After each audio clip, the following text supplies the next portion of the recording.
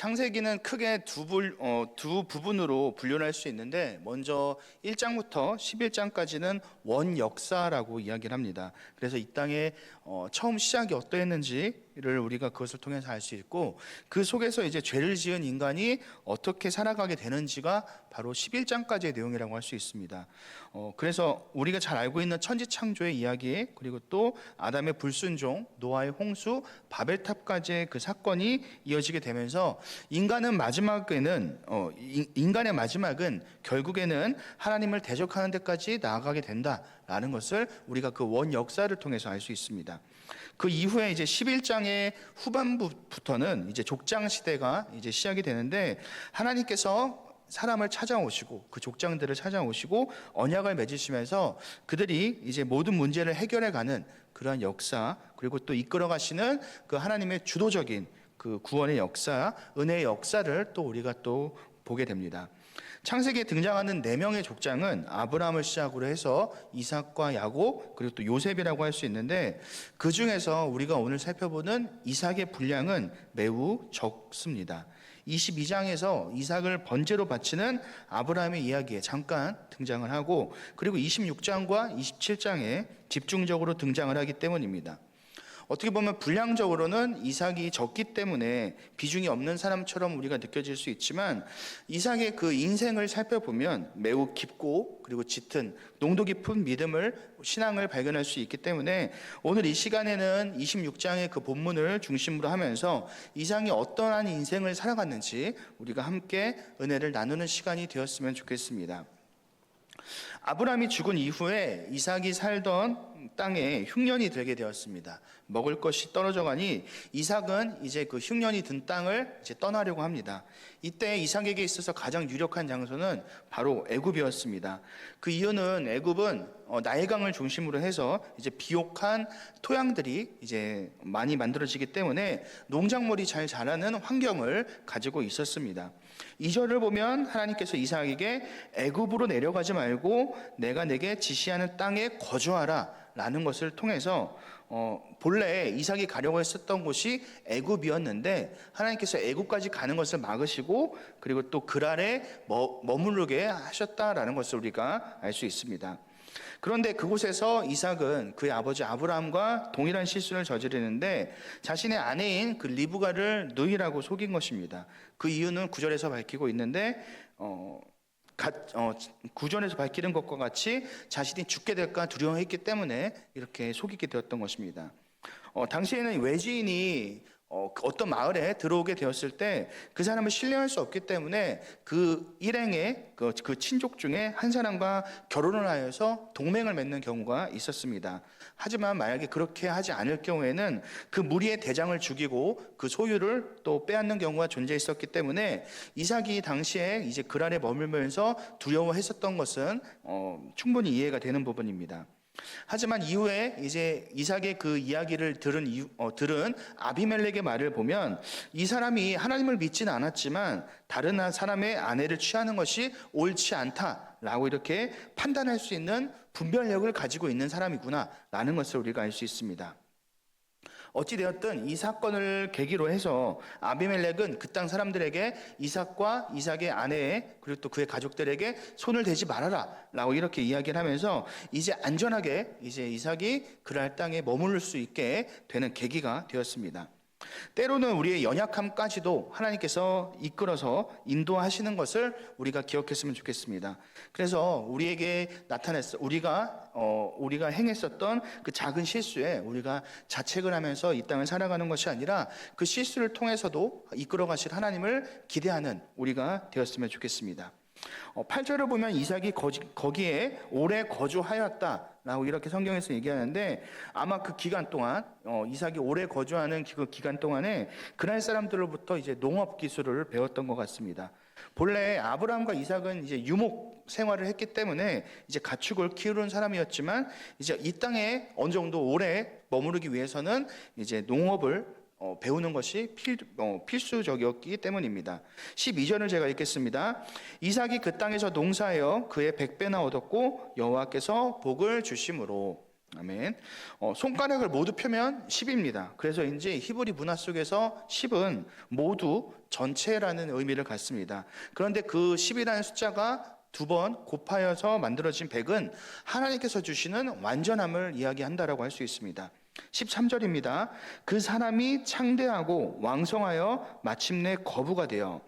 창대하고 왕성하고 거부가 되기까지 단계라는 것이 있습니다. 그냥 하루아침에 짠 하고 100배가 이루어진 것이 아니라 과정이 있었던 것입니다.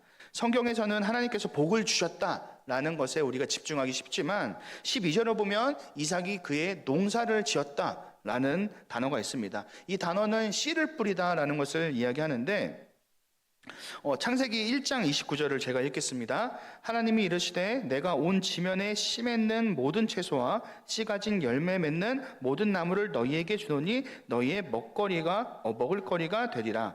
하나님께서 사람을 창조하시고 그리고 또 아담에게 씨 맺는 모든 채소와 씨 가진 열매를 주시는 것을 우리가 볼 수 있습니다. 창세기 2장 15절입니다. 여호와 하나님이 그 사람을 이끌어 에덴 동산에 두어 그것을 경작하며 지키게 하시고. 자, 그렇다는 것은 씨를 뿌리는 거, 심는 거, 그리고 그 식물이 자랄 수 있도록 경작을 하는 거, 다시 말하면 노동을 하는 것이 바로 하나님께서 사람을 창조하시고 그 사람에게 허락을 하셨다라는 것입니다. 근면성실한 삶을 사는 것이 바로 하나님께서 사람을 창조하시고 그 사람에게 기대하시는 모습이었다라는 거죠. 오늘날의 많은 사람들은 조금이라도 편하게 살기를 원하고 그리고 또 눈치 보면서 최소한 일을 적게 하기를 원합니다. 다른 사람에게 조직 생활 같은 경우에는 다른 사람에게 일을 떠맡기는 그러한 모습들이 지혜로운 거라고 이렇게 또 이야기하는 사람들도 있죠. 하지만 하나님의 방식은, 그리고 또 성경을 통해서 우리가 만나는 그 믿음의 사람들은 단순하게 기도만 해서 하나님께 복을 얻은 사람들이 아니라 누구보다도 열심히 자기의 자리에서 최선을 다하면서 있었던 사람이라는 것을 우리가 기억해야 됩니다. 이 땅에서 자신의 역할을 최선을 다하지만 그럼에도 불구하고 그들의 마음이 하나님께 향해 있었던 사람이 바로 우리가 성경에서 찾아보는 믿음의 사람들이었던 것입니다. 자신이 최선을 다했을 때 하나님께서 최선의 결과를 주시는 것이 바로 하나님의 100배의 복이라고 우리가 할 수 있을 것입니다. 그렇기 때문에 그러한 삶을 살아가는 자를 하나님께서 복을 주시지 않을 수가 없는 그러한 삶을 살아갔던 것이죠. 14절을 보겠습니다. 그가 키우는 양과 소의 수가 얼마나 많은지 때를 이루었다라고 이야기를 합니다. 이 때라는 것은 셀 수 없는 무리를 가리킬 때 이제 때라고 이야기합니다. 그리고 또 이삭의 집에 종의 수도 심히 많았다라고 이야기를 하기 때문에 결국에는 이삭의 그 모습을 보고 블레셋 사람들이 이삭을 시기하게 되는 것을 우리가 보게 됩니다. 시골로 귀농하는 사람들에게 있어서 가장 큰 어려움이 그 시골의 환경에 적응하는 것보다 바로 그 사람들과의 관계가 더 어렵다라고 들은 것 같습니다. 그래서 귀농한 이후에 몇 년 동안은 진짜 집집마다 찾아다니면서 이렇게 인사도 하고 그리고 또 그런 일을 해야 된다고 합니다. 왜냐하면 텃세라는 것이 존재하기 때문이죠. 아마 그랄 사람들도 아마 비슷한 모습이 있었던 것 같은데 적응하기 어려워하거나 아니면 좀 힘들어하면 좀 불쌍해서라도 이렇게 좀 도와줄 텐데 어디서 갑자기 우리 마을에 찾아온 사람이 자신들의 그 동네에 있는 사람들보다 더 농사를 지어도 더 많은 것을 얻고 그리고 더 이익을 내고 눈에 보이는 그러한 성장하는 모습을 보이니까 배가 아파서 이제 저 복은 원래는 우리 거였는데 저 사람이 오게 되어서 우리의 복을 가져가는구나 라고 이렇게 생각을 하게 되었던 것이죠. 이때 그 사람들이 벌였던 행동을 성경에서 찾아보면 15절에 그 아버지 아브라함 때에 그 아버지의 종들이 판 모든 우물을 막고 흙으로 메웠더라. 당시에 이제 우물은 생명과 같은 의미를 갖는다라고 할 수 있는데 그 이유는 물이 있어야지 사람이 살 수 있고 그리고 또 가축이 목을 축일 수 있기 때문입니다. 그런데 16절을 보면 아비멜렉은 이삭의 무리에게 떠나라라고 이야기를 합니다. 이것은 사실상 거의 죽으라고 하는 것과 같은 의미를 갖는 것이죠. 만약에 우리에게 있어서 이러한 상황이 놓이게 되었다면 우리는 목소리를 높여서 우리는 그들과 싸울 것입니다. 이 우물들은 우리 아버지 아브라함 때 판 것입니다. 우리 아버지가 주인인데 당연히 이것을 내가 소유하는 것이 옳지 않습니까? 라고 우리가 이야기할 수도 있고, 그리고 당시에 농사를 짓던 이삭에게 떠나라고 하는 것은 이삭이 열심히 밭을 가꾸어서 밭을 일구어서 결실을 이루어냈는데 그 열심히 가꾼 그 밭까지 내놓으라는 말과 같은 것이죠. 아까 살펴본 것처럼 이삭은 100배 복을 얻기 전에 그 땅을 이미 충분히 최선을 다해서 경작을 했었기 때문입니다. 17절을 제가 읽겠습니다. 이삭이 그곳을 떠나 그랄 골짜기에 장막을 치고 거기 거류하며. 이삭은 그들의 말에 아무런 말 없이 아무런 미련 없는 사람처럼 길을 떠나게 됩니다. 18절을 제가 봅니다. 그 아버지 아브라함 때 팠던 우물들을 다시 팠으니. 여기서 우물을 팠다라고 하는데 우물을 파는 것은 사실 쉬운 일이 아닙니다. 물론 아브라함 당시에 있었던 우물을 파내는 것이니까 물길이 어디 있는지는 대략적으로 알 수 있었다라고 하지만, 예를 들어서 이제 성경에 야곱의 우물이라고 이렇게 있는 우물의 그 깊이는 약 40m 정도에 달한다고 합니다. 오늘날에는 장비가 좋으니까 우리가 기계로 이제 금방 땅을 팔 수 있다라고 하겠지만, 당시에는 사람들이 그 우물 안에 들어가서 일일이 흙을 파내는 그러한 수고스러움이 있어야 됐습니다. 하지만 이삭은 그러한 수고스러움을 또한 고된 일을 했습니다. 이 모습은 마치 100배의 복을 얻기 전에 땀을 흘리면서 최선을 다했던 그의 모습과 일치하는 모습입니다. 그러자 19절에 샘의 근원을 얻었다라고 성경에서는 또 이야기하고 있습니다. 하지만 기뻐할 무렵도 잠시 그란의 목자들이 와서 다시 또 그 우물의 소유권에 대해서 주장을 합니다. 우리가 또 이삭의 입장이라면 따질 법하겠지만 따지법 할 수도 있습니다. 당신들이 막아놓았던 우리 아버지의 우물을 내가 다시 팠으니까 이 우물은 나에게 소유권이 있는 겁니다 라고 할 수도 있지만, 이삭은 그냥 자리를 떠났습니다. 그리고 그 우물을 에색, 다투다 라는 의미로 부르고 이제 길을 다시 떠납니다. 그리고 또 떠난 자리에서 우물을 다시 팝니다. 그리고 물이 나왔습니다. 그러자 또 사람들이 와서 우물을 빼앗았습니다. 이때 이삭은 그 우물을 신나, 다시 말하면 적대하였다, 대적하였다 라고 부르고 다시 또 길을 떠납니다. 세 번째, 길을 가서 또 우물을 팝니다. 물이 나왔습니다. 그런데 이때 사람들이 찾아와야 되는데 찾아오지 않았습니다. 그러자 그 우물의 이름을 르호봇이라고 이름을 짓습니다. 르호봇이라는 뜻은 넓다라는 의미를 갖는데, 하나님께서 우리를 넓게 하셨다, 우리가 번성할 것이다 라는 의미가 갖는 것이 바로 세 번째 우물인 것입니다.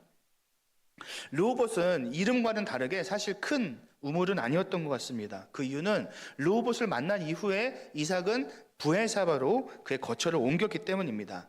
이삭이 르호봇에서 이제 하나님을 르호봇의 하나님, 넓다라는 의미의 하나님을 고백할 수 있었던 것은, 하나님께서는 어느 특정한 한 지역에만 계시는 분이 아니라 바로 인도하심과 하나님의 통치는 그가 가는 모든 곳에서 나타났었기 때문에, 그가 경험했었기 때문에 그렇게 고백을 할 수 있었습니다.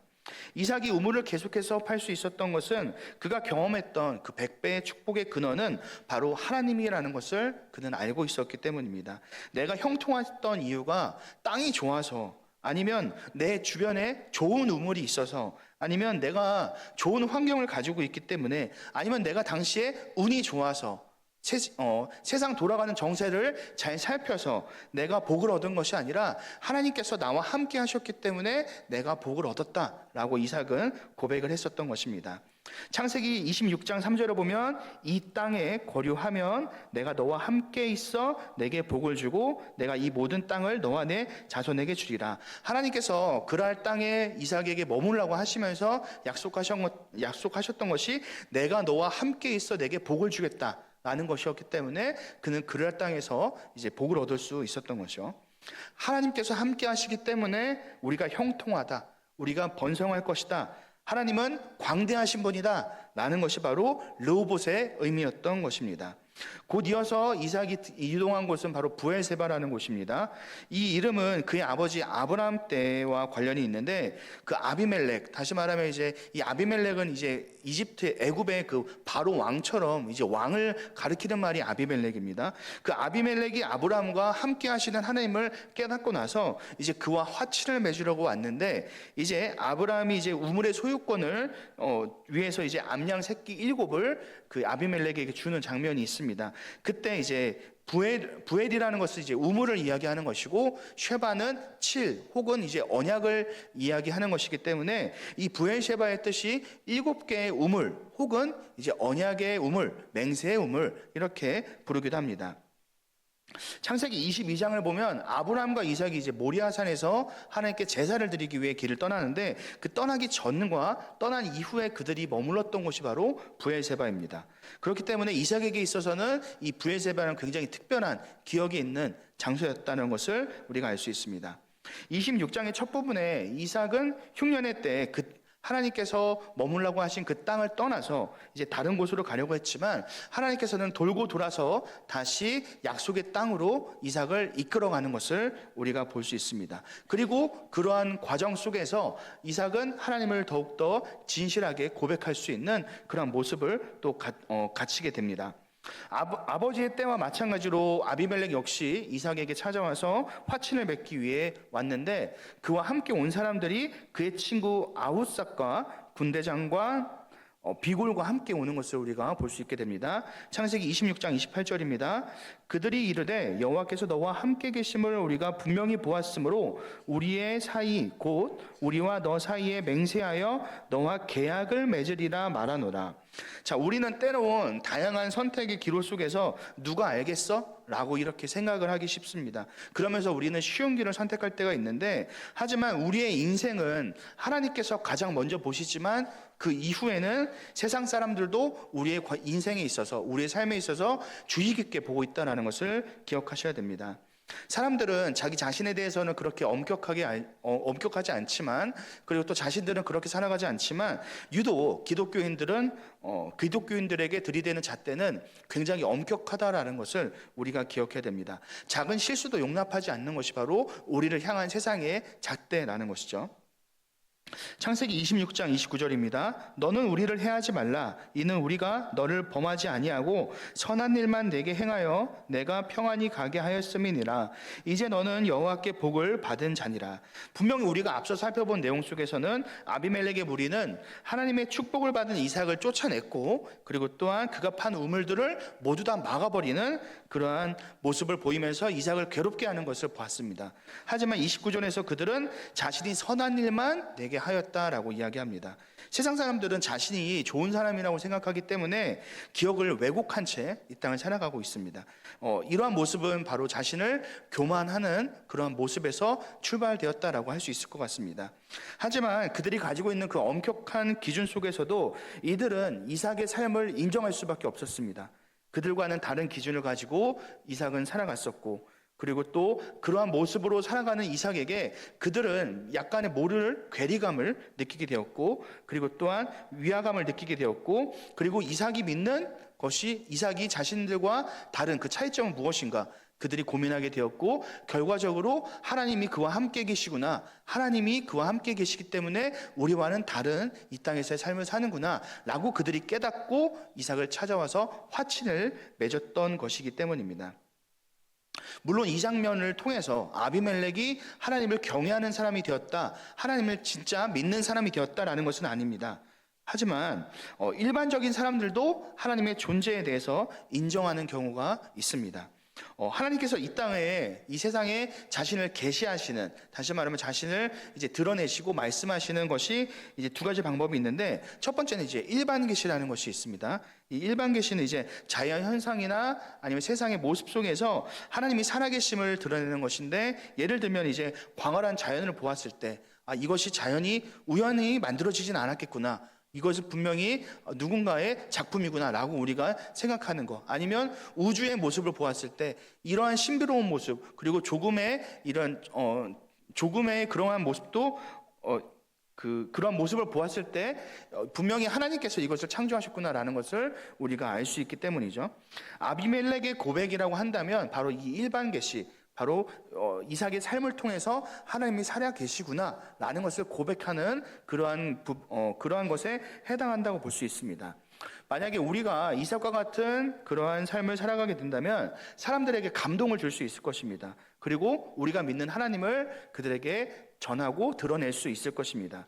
마태복음 5장 16절을 보면 이같이 너희 빛이 사람 앞에 비치게 하여 그들로 너희 착한 행실을 보고 하늘에 계신 너희 아버지께 영광을 돌리게 하라 라고 또 예수님께서 말씀하십니다.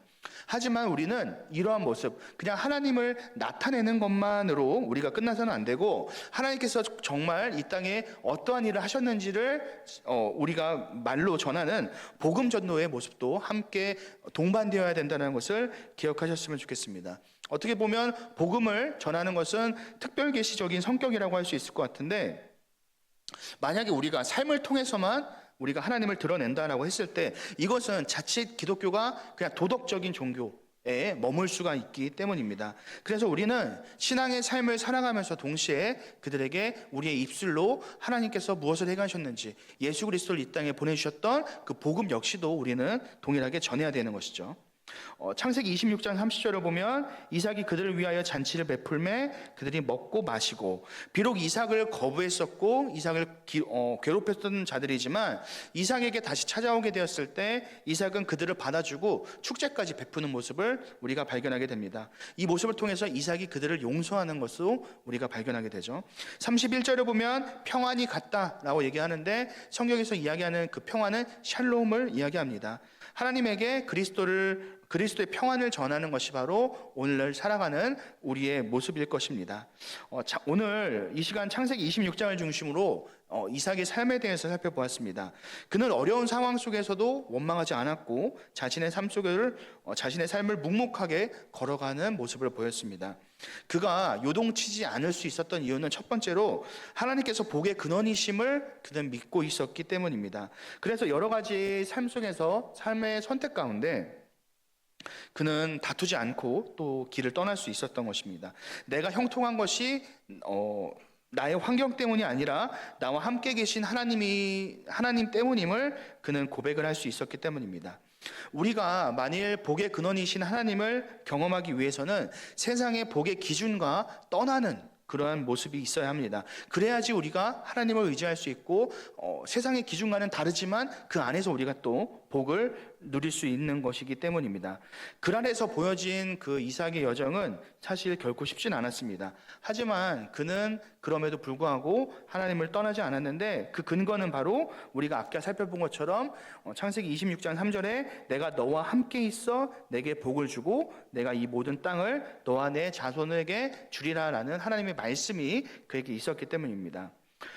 저와 여러분들의 삶 속에서도 복의 근원이 되시는 하나님을 만남으로 르호봇의 하나님을 고백하고 결국에는 브엘세바로 인도하시는 그 하나님의 그 인도하심을 받는 그러한 축복이 있기를 원합니다. 두 번째로 이제 이삭이 그러한 삶을 살 수 있었던 것은 이삭의 믿음이 그의 아버지인 아브라함으로부터 이어진 것이기 때문입니다. 우리가 일반적으로 모리아산의 사건을 이야기할 때 아브라함을 중심 인물로 우리가 생각을 할 때가 있지만 사실은 이 모리아산의 그 제사, 하나님께 드려지는 그 제사는 아브라함과 이삭이 함께 하나님께 드린 그 제사라고 할 수 있습니다. 아브라함 같은 경우에는 자신의 전부이자 자신에게 가장 소중한 이삭을 하나님께 드리는 그러한 제사였고, 이삭은 자신의 가장 소중한 생명을 하나님께 순종함으로 드리는 그러한 장면이었기 때문에 그들은, 아브라함과 이삭은, 부모와 자식은 하나님께서 준비하시는 여호와 이레를 경험할 수 있었습니다. 어린 이삭은 아버지 아브라함으로부터 이제 신앙을 아브라함을 바라보면서 이제 신앙이 자라났는데, 아브라함은 성경을 보면 어딜 가든지 제단을 가장 먼저 쌓는 사람이었습니다. 그리고 조카 롯과 아브라함이 이제 이별하는 장면에서 조카 롯은 좋은 환경을 선택하지만 아브라함은 그것이 아니라 하나님을 선택하는 모습을 우리가 볼 수 있습니다. 당시에 성경에는 성경이 기록되어 있지 않던 시기이기 때문에 아브라함이 이삭에게 있어서 이야기할 때 자신이 만난 하나님을 계속 이야기하면서 그에게 신앙을 가르쳐주지 않았을까 이렇게 생각을 합니다. 네 이름이 왜 이삭인 줄 아느냐? 내가 99세에 하나님께서 내게 아들이 생긴다고 했는데 내가 그것을 듣고 사실 속으로 농담이라고 생각을 했다. 그런데 1년 뒤에 정말 하나님께서 아들을 주셨고 그것이 바로 이삭, 바로 너란다. 나의 그 비웃음이, 나의 그 웃음이 바로 하나님께서는 진실된 웃음으로 바꿔주셨다. 이런 식으로 그러니까 제가 이야기를 하면 이런 식으로 이삭에게 자신이 만난 하나님에 대해서 교육을 했었던 것이죠. 아브라함의 이러한 신앙 고백은 그의 아들인 이삭에게 그대로 전해지게 됩니다. 그러자 이삭은 배우자를 기다리는 동안에 이제 해질녘에 들판에 나가서 기도하는 모습을 또 보였고, 이삭은 40세에 결혼했지만 자식은 60세에 가지게 됩니다. 20년 동안 자식이 없는 그 기간 동안에 그는 아이를 위해서 기도하는 모습을 우리가 또 성경을 통해서 발견하게 됩니다. 그러한 이삭의 그 모습, 신실한 모습이 결국에는 창세기 26장까지 흘러 들어와서 그랄 땅에 있는 멜기세덱에게까지 또 이어지게 되었던 것입니다. 우리의 신앙의 모습을 다음 세대는 지켜보고 또 그것을 답습합니다. 그래서 만일 우리가 지금 변화되지 않고 만약 하나님 앞에 우리가 올바로 서지 않게 된다면 우리의 자녀들의 신앙도 바로 설 수 없는 것입니다. 이 사실을 반드시 기억하심으로써 자녀들을 위해서 여러분들 그냥 기도만 하시는 게 아니라 그들에게 있어서 신앙의 도전을 할 수 있을 만한 우리가 삶을 살아감으로 그러한 삶까지도 구비할 수 있는 우리의 그 부모 세대가 될 수 있기를 바랍니다. 그리고 더 나아가서 우리의 신앙의 삶은 세상을 또한 감동시킵니다. 마치 사람들에게 인정받기 위해서 살아야 되는 것이냐라고 이렇게 생각을 할 수 있지만 우리가 세상을 감동시키는 삶, 세상에게 인정받는 삶을 사는 것은 매우 성경적인 모습입니다. 사도행전 6장 3절을 보면 형제들아 너희 가운데서 성령과 지혜가 충만하여 칭찬받는 사람 7을 택하라. 우리가 이 일을 그들에게 맡기고, 여기 보면 성령과 지혜가 충만한 사람은 칭찬을 받는 결과가 또 나타난다는 것을 우리가 알 수 있기 때문에 그러한 모습, 사람들에게 인정받고 칭찬받는 것은 반드시 우리에게 필요한 것입니다. 말씀을 마무리하겠습니다. 이삭은 하나님만을 의지하면서 묵묵하게 자신의 일을 행하면서 성실한 삶을 살았던 인물입니다. 그 결과 하나님께서 이삭에게 복을 주셨고 그는 하나님께서 이 땅의 주인이심을 고백하게 되었습니다. 우리의 삶 속에서도 이삭의 모습처럼 각자의 자리에서 최선을 다함으로 하나님을 의지하시기 바랍니다.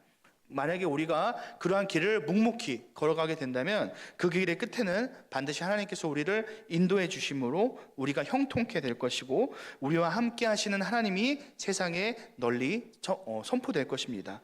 그러한 삶을 살아가는 저와 여러분들이 되시기를 주님의 이름으로 축원합니다.